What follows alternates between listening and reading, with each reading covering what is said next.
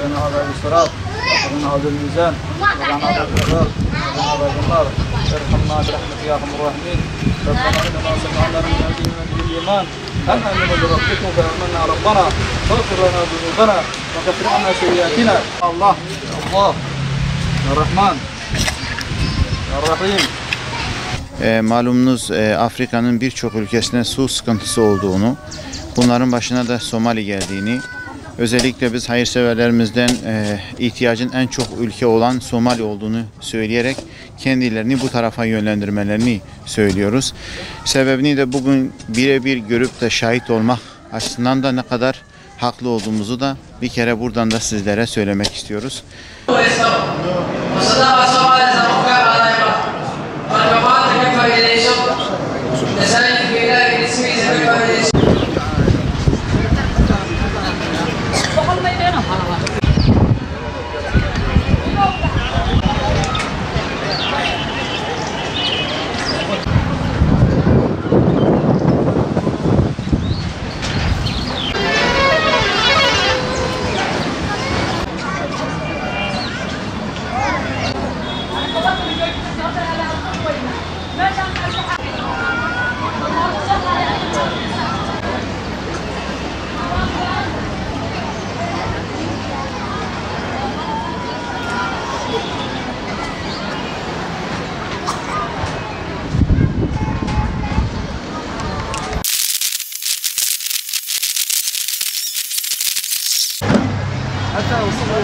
لا ولا شغله هذه الجراحه حق بعض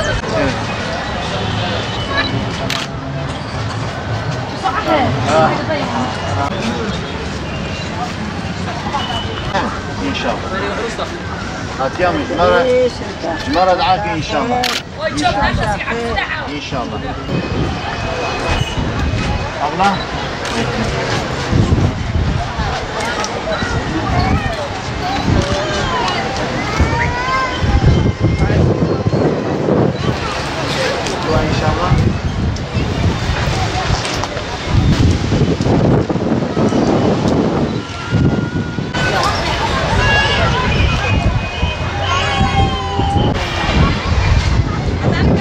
غورتك عابر غورتك عابر غورت olmaz mı?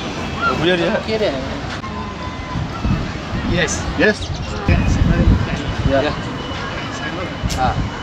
يا والله أفر بقول يريد لا أفر بقول أيوة أصبروا ما كمان بس هاي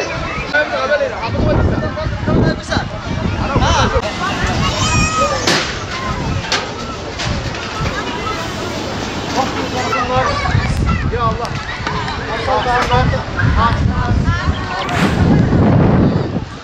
Kurbanlarımızın başındaydık. Hamdolsun bayramın birinci günde kurbanlarımızı kesip binlerce ihtiyaç sahibi olan mağdur, mazlum ve kimsesiz olan ailelere dağıttık. Daha sonraki programımızda bize bağışta bulunan bağışçılarımızın nakdi yardımlarını ihtiyaç sahiplerine ulaştırarak onlara bir nebze de olsa bir mutluluk, bir sevinç yaşattık. Ardından bir programımız olan gıda paketini de hamdolsun gerçekleştirerek programımızı nihayetine ulaştırmak istiyoruz. Ama şunu da söylemeden geçemeyeceğim.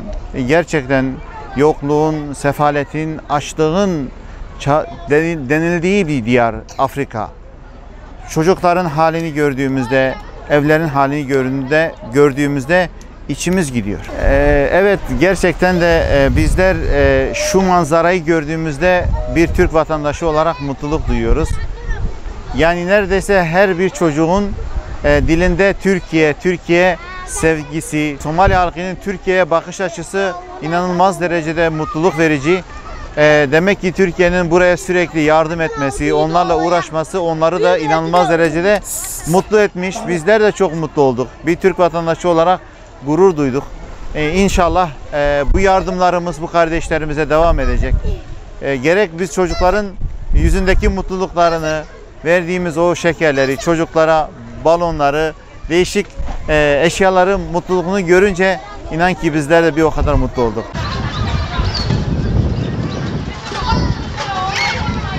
Selam. Selamünaleyküm.